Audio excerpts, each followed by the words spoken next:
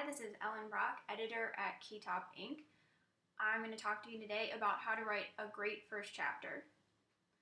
So the first thing that you want to worry about in a first chapter is the setup.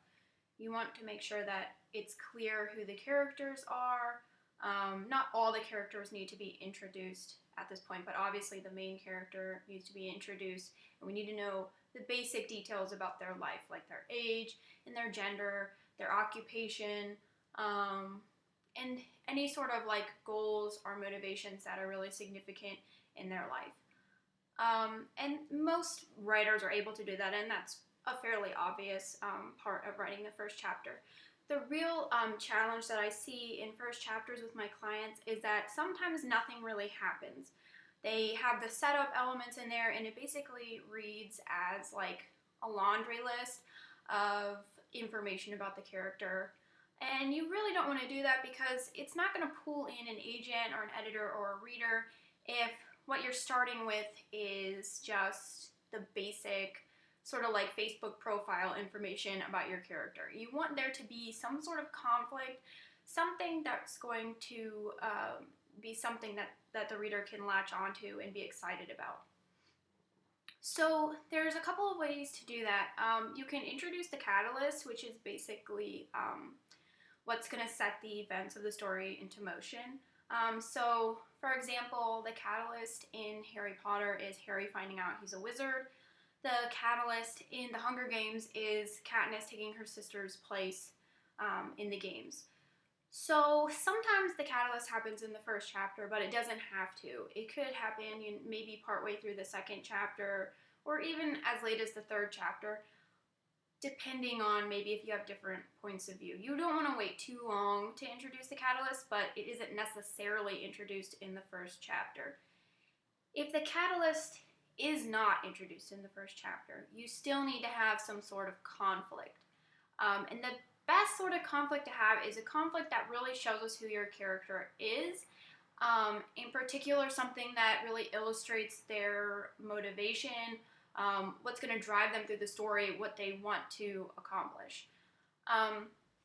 For example, if you're writing a romance novel, the catalyst is probably going to be meeting the romantic interest.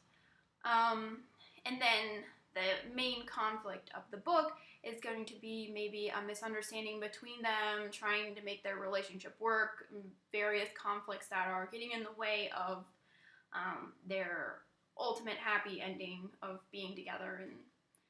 And so maybe if that's your ultimate conflict in the first chapter, to introduce your character and to set up the book, you might want to introduce some sort of motivation of the character, like perhaps your character is divorced and has been single for a while and is really now ready to settle down again. You can illustrate that in an infinite number of ways, but if you put them into some sort of conflict, you can illustrate it in a way that's more interesting.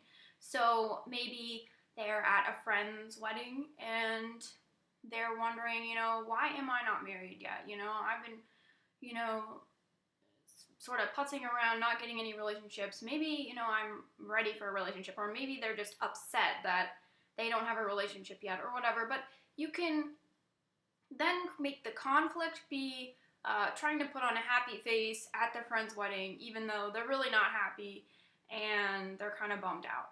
So that conflict isn't going to extend beyond the first chapter. It's not a conflict that's going to carry throughout the book, but it introduced an internal conflict that is going to carry throughout the book.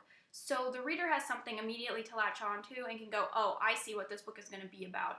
It's going to be about how this character wants to create a relationship. So that's how you can create a sort of conflict in the first chapter if the catalyst does not happen in the first chapter. The other important thing that you want to establish in the first chapter is your character's voice. You want them to come in with a bang, and you want them to be very clear so that immediately we know who this character is.